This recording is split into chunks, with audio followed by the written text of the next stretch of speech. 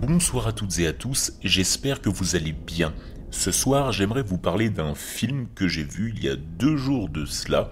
Il s'appelle Cercle, à ne pas confondre avec The Ring ou Le Cercle, un autre film qui a strictement rien à voir. De l'union du style thriller psychologique et de l'analyse sociétale naît Circle, un film qui met en lumière la nature humaine la plus profonde, l'instinct de survie.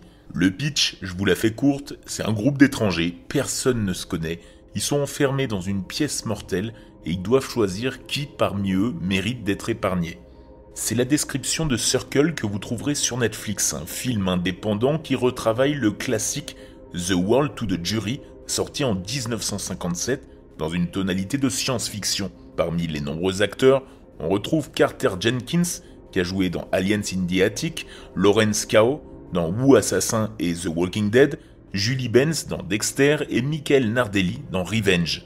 À première vue, Circle c'est un film d'horreur classique du chacun pour soi, et c'est apparemment le cas.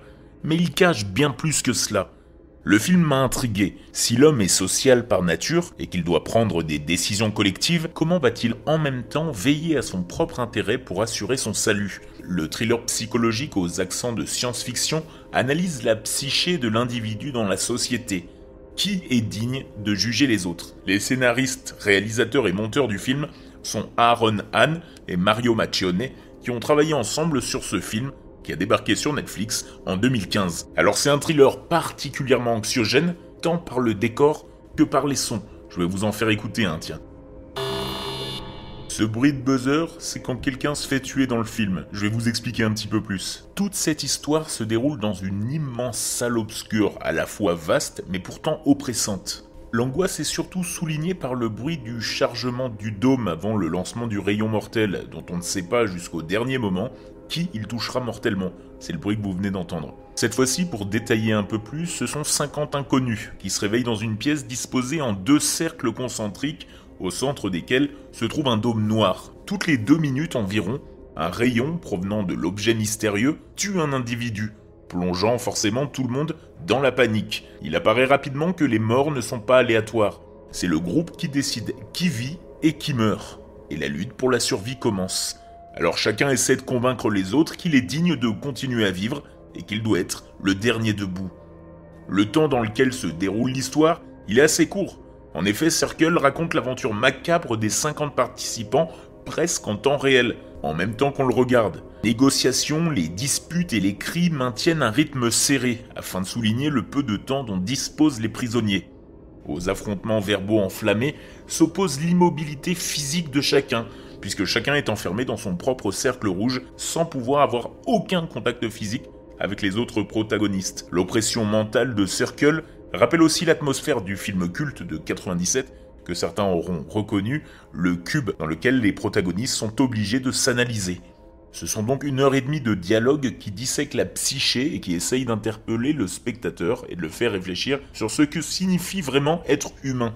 Et oui, on peut tous se reconnaître dedans puisque les 50 personnages sont tous différents les uns des autres. Si au départ il est facile d'imaginer que l'aversion pour certains est due à des convictions morales, à la réflexion elle est plutôt due à l'attitude qu'ils adoptent à l'égard de leurs compagnons d'infortune.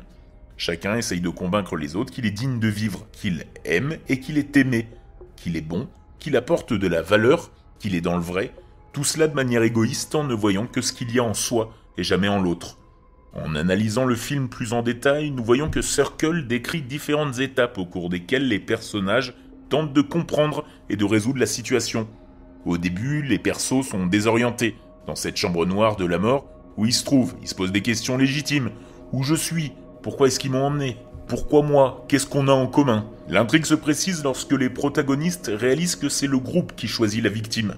Ainsi, le centre d'attention devient uniquement l'homme, entrant dans une spirale d'introspection et analysant comment la société étiquette chaque individu en le stéréotypant. Circle traite de nombreux clichés, la petite fille, l'homme bien riche, les amoureux, les noirs, les blancs, le soldat, le policier, la femme enceinte. Je vous préviens d'avance, pour certains le visionnage sera difficile, parce que le film est en langue originale, l'anglais, et il n'y a pas de doublage en français, il y a seulement des sous-titres. Le thème de la critique de la société reste toujours d'actualité, mais c'est la méthode avec laquelle le sujet est abordé qui laisse des doutes. Selon moi, le débat aurait pu être plus approfondi et ne pas s'arrêter aux stéréotypes les plus superficiels qui sont analysés. Mais bon, le choix de maintenir le suspense jusqu'à la fin est excellent et c'est ce qui pousse le spectateur à rester collé à l'écran jusqu'au bout avec un beau twist ending. Pour moi, il vaut vachement le coup, donc je vous conseille de le regarder si vous avez Netflix. Il s'appelle Circle et je vous souhaite une excellente soirée dans le noir.